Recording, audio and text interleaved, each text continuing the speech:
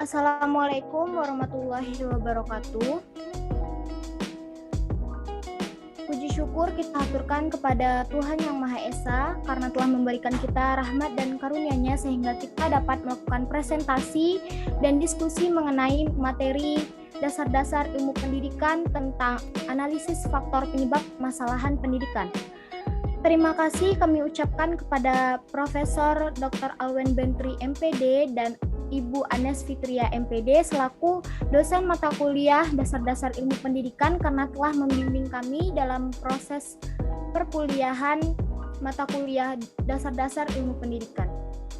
Baiklah, untuk mempersingkat waktu kita langsung saja masuk ke dalam materi, yaitu analisis faktor penyebab permasalahan pendidikan.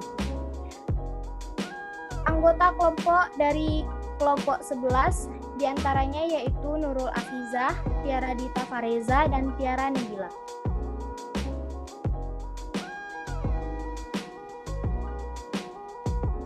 Pada bab ini kita akan menjelaskan tentang beberapa subbab. Diantaranya ada 4 subbab dalam satu judul, yaitu perkembangan nilai budaya dan seni, laju pertumbuhan penduduk, aspirasi masyarakat, dan keterbelakangan budaya yang merupakan permasalahan pendidikan yang terjadi di Indonesia. Baik, kita masuk ke dalam subbab yang pertama, yaitu perkembangan nilai budaya dan seni. Kesenian merupakan aktivitas berkreasi manusia secara individual ataupun kelompok yang menghasilkan sesuatu yang indah. Berkesenian menjadi kebutuhan hidup manusia. Melalui kesenian, manusia dapat menyalurkan dorongan berkreasi atau mencipta yang bersifat original, bukan tiruan, dan dorongan spontanitas dalam menemukan keindahan menurut Umar Trita Harja tahun 2005. Aktivitas kesenian memiliki andil yang cukup besar dalam membentuk manusia Indonesia seutuhnya yang sesuai dengan tujuan pendidikan. Dunia seni telah mengalami perkembangan yang pesat dan semakin mendapat tempat dalam kehidupan masyarakat. Keadaan seperti ini sudah barang tentu menimbulkan masalah baru dalam bidang pendidikan. Jika seni dikembangkan melalui sistem pendidikan, maka permasalahan baru akan muncul antara lain ketersediaan sarana dan prasarana serta ketenagaan kesenian di lembaga pendidikan, seperti sekolah. Masalah kependudukan dan kependidikan bersumber pada dua hal, yaitu pertambahan penduduk dan persebaran penduduk. Laju pertumbuhan penduduk yang pesat akan menyebabkan berkembangnya masalah pendidikan, misalnya masalah pemerataan. Dengan pertumbuhan penduduk yang pesat, maka jumlah anak usia sekolah akan semakin besar atau banyak. Jika daya tampung sekolah tidak bertambah, maka sebagian dari mereka terpaksa antri atau tidak sekolah. Jika ditampung juga, misalnya karena wajib belajar, maka rasio guru dan siswa akan semakin besar. Hal ini menyebabkan masalah lain seperti masalah mutu, penyebaran penduduk yang tidak merata di tanah air, dan menimbulkan masalah baru pula. Misalnya bagaimana merencanakan dan menyediakan pendidikan yang dapat melayani daerah padat seperti kota dan daerah terisolir yang anak usia sekolahnya tidak seberapa orang atau jarang sesuai Pidarta tahun 2004.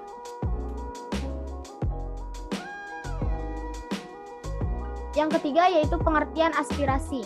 Aspirasi merupakan suatu topik pembahasan yang tidak dapat terlepas dari kehidupan masyarakat, sebab aspirasi berkaitan dengan pandangan, minat, dan harapan atau cita-cita masyarakat di dalam kehidupannya. Masyarakat sebagai suatu kesatuan yang mampu mengorganisasikan dirinya dan berpikir tentang dirinya, tidak terlepas dari proses pendidikan di dalam kehidupannya. Berbagai harapan dan cita-cita mengenai pendidikan menjadi suatu aspirasi tersendiri bagi masyarakat. Adapun contoh aspirasi masyarakat kawasan industri, diantaranya yang pertama ketetapan hati. Dalam aspirasi masyarakat bahwa pentingnya pendidikan sebagai suatu proses untuk membuka wawasan masyarakat, pola pikir, dan upaya peningkatan intelektual masyarakat.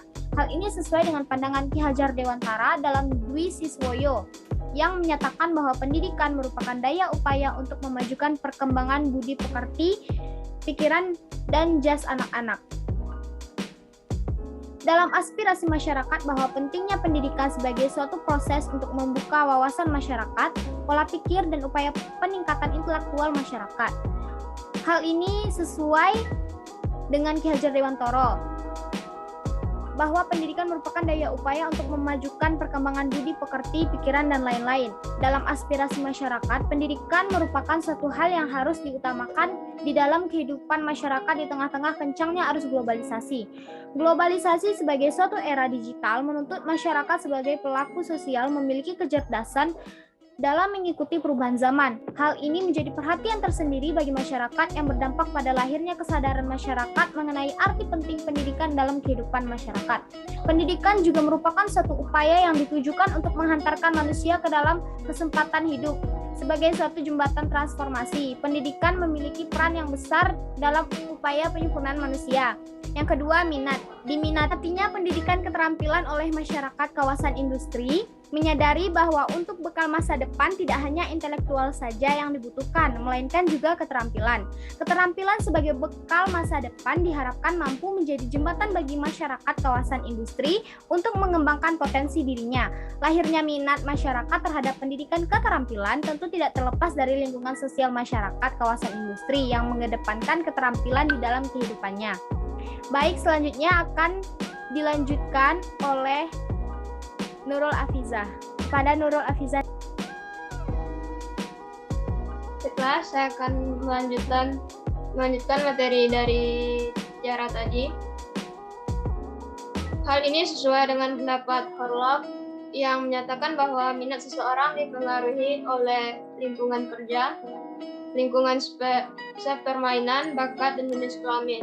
Selain itu, bahwa pendidikan keterampilan merupakan pendidikan yang dibutuhkan masyarakat kawasan industri bulu mata, mengingat tingkat pendidikan masyarakat yang masih rendah. Yang ketiga itu cita-cita. Dipermudahnya akses masyarakat kelas bawah terhadap pendidikan dengan harapan bahwa hak asasi masyarakat dalam mengayam pendidikan dapat benar-benar diperoleh. Hal ini sesuai dengan Undang-Undang Nomor 20 Tahun 2003 tentang Sistem Pendidikan Nasional, Pasal 11 Ayat 1 yang menyatakan pemerintahan dan pemerintahan daerah wajib memberikan layanan dan kemudahan serta menjamin terselenggaranya pendidikan yang bermutu bagi setiap warga negara tanpa diskriminasi. Harapan masyarakat pada penyelenggara pendidikan yang lebih baik, terutama dalam akses pengayaan pendidikan, menjadi perhatian tersendiri. Di tengah-tengah rendahnya partisipasi sekolah masyarakat kawasan industri bulu mata. Harapan ini tentu ditunjukkan untuk kemajuan SDM dan masyarakat itu sendiri. Dalam hal ini bahwa masyarakat terhadap pendidikan mampu mencetak SDM yang berkualitas agar mampu mencapai tatanan masyarakat yang bermartabat dan berbudaya. Yang keempat itu inteligensi. Masyarakat berpendapat bahwa masyarakat harus dapat berpendidikan sampai pada tingkat sekolah menengah atas. Dengan pertimbangan zaman semakin maju, sehingga masyarakat harus mampu mengikuti perubahan zaman dan berlaku sesuai dengan aturan kelompoknya.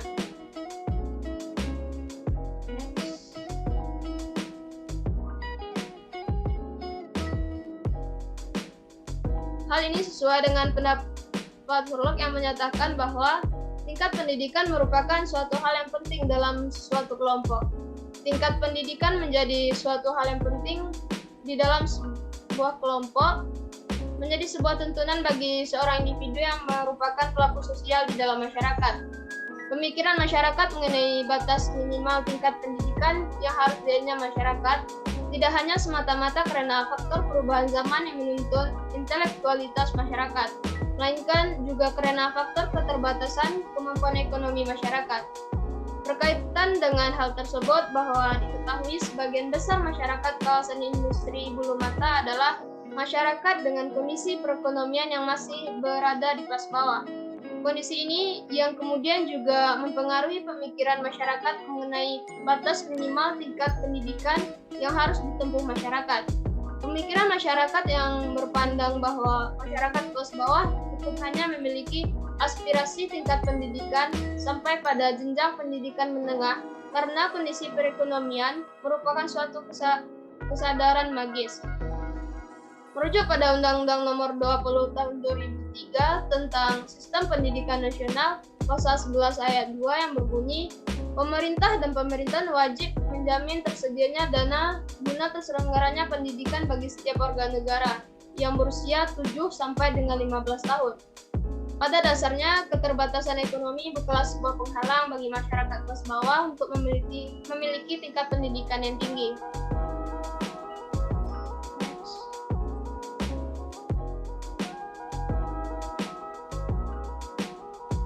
Yang kelima yaitu tujuan. Masyarakat kawasan industri Bulu Mata berpendapat bahwa tujuan dari seseorang berpendidikan ditunjukkan untuk meningkatkan kecerdasan guna mencapai masa depan yang lebih baik. Bagi masyarakat kawasan industri Bulu Mata, pendidikan merupakan jembatan untuk mencapai harapan dan cita-cita seseorang di masa depan. Selain itu, tujuan seseorang berpendidikan juga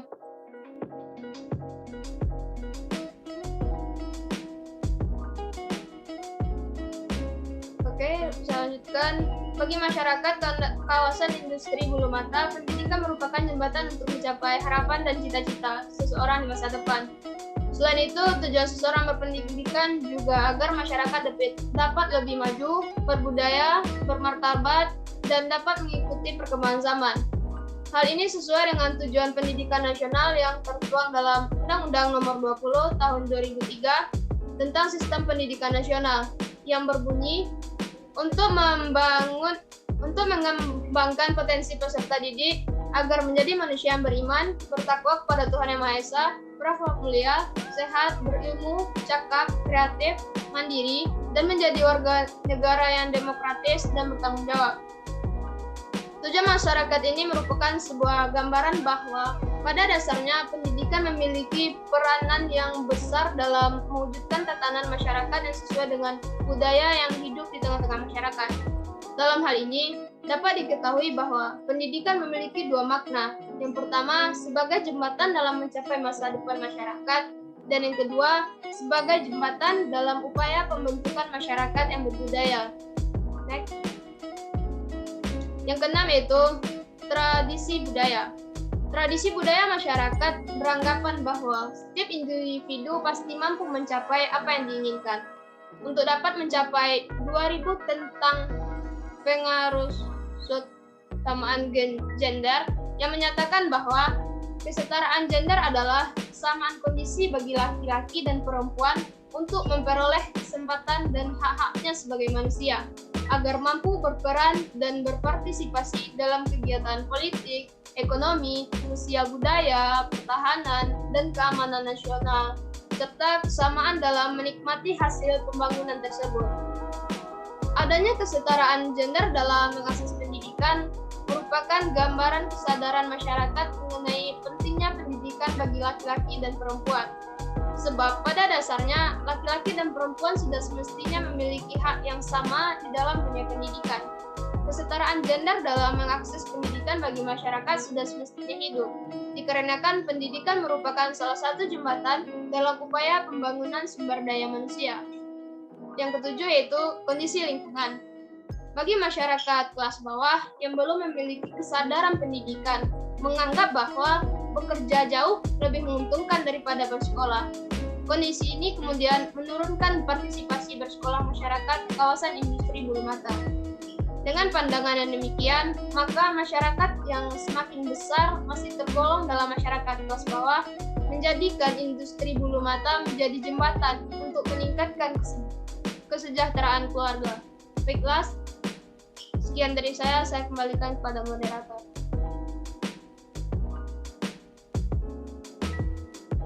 Baik, terima kasih kepada Nurul Afiza. Kepada Tiara Dita Fariza dipersilakan.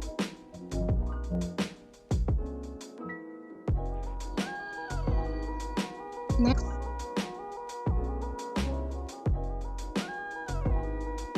Baik, selanjutnya menurunnya partisipasi sekolah masyarakat kawasan industri Bulu Mata juga merupakan dampak ketidakmauan masyarakat kelas bawah untuk melanjutkan pendidikan sampai ke jenjang yang tinggi. Kondisi ini menjadi keprihatinan tersendiri, mengingat pemerintah sebagai penyelenggara pendidikan telah memfasilitasi masyarakat kelas bawah untuk mengakses pendidikan. Ketergantisipasi sekolah masyarakat merupakan gambaran masih terbelenggunya masyarakat dalam kesadaran intrinsik. Dalam kesadaran ini, masyarakat hanya terikat pada kebutuhan jasmani semata dan tenggelam pada kondisi yang menindas.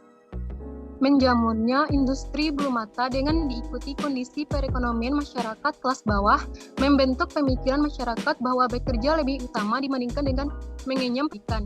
Kondisi ini tentu tidak terlepas dari kemudahan yang diberikan pihak perusahaan kepada masyarakat untuk bergabung menjadi pelaku kerja di industri bulu mata. Yang kedelapan, keterkaitan tingkat pendidikan dengan industri bulu mata. Dalam pandangan masyarakat, ada keterkaitan antara rendahnya tingkat pendidikan masyarakat dengan tingkat terlibatan masyarakat di bulu mata. Masyarakat terlibat sebagai pelaku di bulu mata. Hal ini tentu tidak terlepas dari kelonggaran kebijakan industri bulu mata yang menerima buruh dengan persyaratan tingkat pendidikan yang rendah. Selain itu, bahwa tingginya keterlibatan masyarakat di industri bulu mata dikarenakan lapangan pekerjaan yang memungkinkan bagi masyarakat yang berpendidikan rendah, yaitu industri bulu mata menjadi jembatan untuk menggantungkan hidupnya. Nah, next moderator.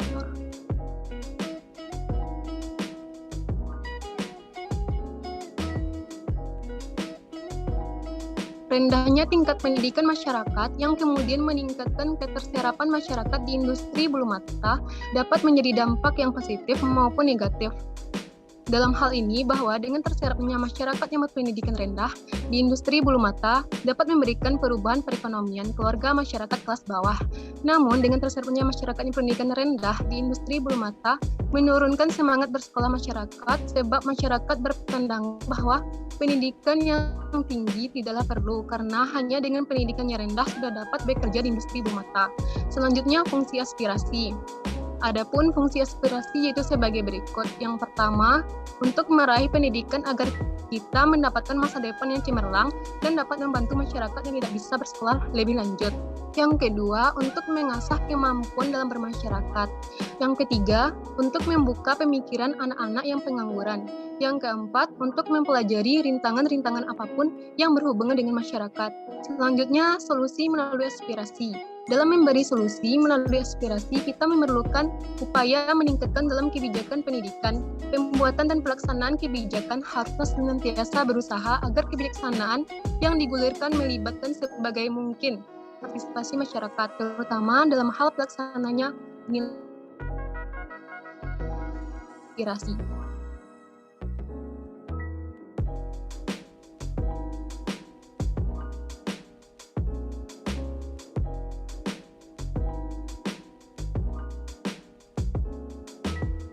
Beberapa solusi yang dapat dilakukan dalam aspirasi yaitu, yang pertama, menawarkan sanksi atas masyarakat yang tidak mau berpartisipasi. Sanksi demikian dapat berupa hukuman, denda, dan kerugian-kerugian yang harus diderita oleh si pelanggar. Yang kedua, menawarkan hadiah kepada mereka yang mau berpartisipasi. Hadiah yang demikian berdasarkan kuantitas dan tingkatan atau derajat partisipasinya. Yang ketiga, melakukan persuasi. Dalam kebijakan yang dilaksanakan justru akan dalam jangka maupun jangka panjang. Yang keempat, menghimbau masyarakat untuk berpartisipasi melalui serangkaian kegiatan. Yang kelima, menggunakan tokoh-tokoh kunci masyarakat yang mempunyai khalayak banyak untuk ikut serta dalam kebijaksanaan, agar masyarakat kebanyakan yang menjadi pengikutnya juga sekaligus ikut serta dalam kebijaksanaan yang diimplementasikan. Partisipasi masyarakat dalam pendidikan dikemukakan oleh Yusuf Hadi Miarso bertujuan untuk, yang pertama, terbentuknya kesadaran masyarakat tentang adanya tanggung jawab bersama dalam pendidikan. Yang kedua, terselenggaranya kerjasama yang saling menguntungkan, memberikan dan menerima antara semua pihak. Tiga, terciptanya efektivitas dan efisiensi dalam pemanfaatan sumber daya, meliputi sumber daya manusia, sumber daya alam, dan sumber daya buatan seperti dana, fasilitas, dan termasuk perundang-undangan. Dan sekolah yang berarti pula meningkatkan produktivitas, kesempatan memperoleh pendidikan, keserasian proses pendidikan, keserasian dan hasil pendidikan sesuai dengan kondisi anak didik dan lingkungan, serta komitmen dari para pelaksana pendidikan. Next.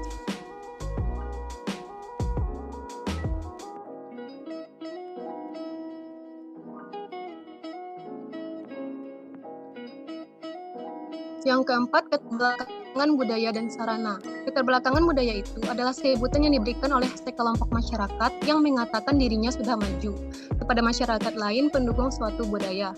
Bagi pendukung budaya, kebudayaan pasti dinilai sebagai sesuatu yang bernilai dan baik, terlepas dari kenyataan apakah kebudayaan itu tradisional atau sudah ketinggalan zaman. Oleh karena itu, penilaian dari masyarakat luar dinilai subjektif, dan seharusnya masyarakat bukan menilainya, melainkan hanya melihat kesesuaian kebudayaan tersebut terhadap perubahan zaman. Jika sesuai dengan perubahan zaman, maka dapat dikatakan maju, dan jika sesuai, maka dikatakan belum maju. Sebenarnya tidak ada kebudayaan yang mutlak, statis, atau mengalami kemandikan, dan tidak ada kebudayaan yang tidak berubah. Sekurang-kurangnya ada bagian tertentu yang berubah walaupun tidak secara utuh berubah. Terjadinya perubahan tidak pernah berhenti sepanjang masa, bahkan perubahan ke arah yang negatif. Apalagi di zaman sekarang, perubahan besar terjadi di dunia perkembangan iptek dan merambah ke seluruh bidang kehidupan.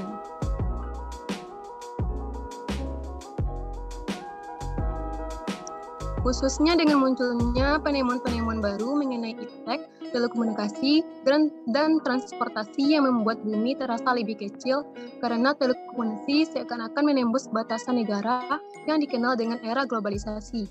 Maka mudah terjadi pertukaran budaya. Jika terjadi pertukaran antar budaya baru dari luar dengan unsur kebudayaan lama yang lambat baru berubah, maka akan terjadilah apa yang disebut dengan kesenjangan kebudayaan atau cultural lag. Perubahan kebudayaan terjadi karena adanya penemuan kebudayaan baru, baik dari luar atau dari dalam masyarakat itu sendiri. Kebudayaan baru baik bersifat materi seperti peralatan pertanian, rumah tangga, transportasi, telekomunikasi, dan yang bersifat non-material seperti paham atau konsep baru tentang kebudayaan menabung, keluarga berencana, penghargaan terhadap waktu, dan lain-lain. Keterbelakangan budaya terjadi karena yang pertama, letak geografis tempat tinggal masyarakat terpencil. Yang kedua, penolakan masyarakat terhadap datangnya unsur budaya baru untuk dapat merusak sendi masyarakat. Demikian saya kembalikan kepada moderator. Baik, terima kasih kepada Tiara Dita Fariza yang sudah menjelaskan materi kita pada pagi ini dengan Nurul Afizah. Kami harap tugas ini, presentasi ini dapat memenuhi tugas dasar-dasar ilmu pendidikan sesuai yang kami harapkan. Apabila ada kurang dan kesalahan, kami mohon maaf. Kami harap juga semoga dari presentasi ini dapat membantu dan bermanfaat bagi banyak orang. Terima kasih. Wassalamualaikum warahmatullahi wabarakatuh.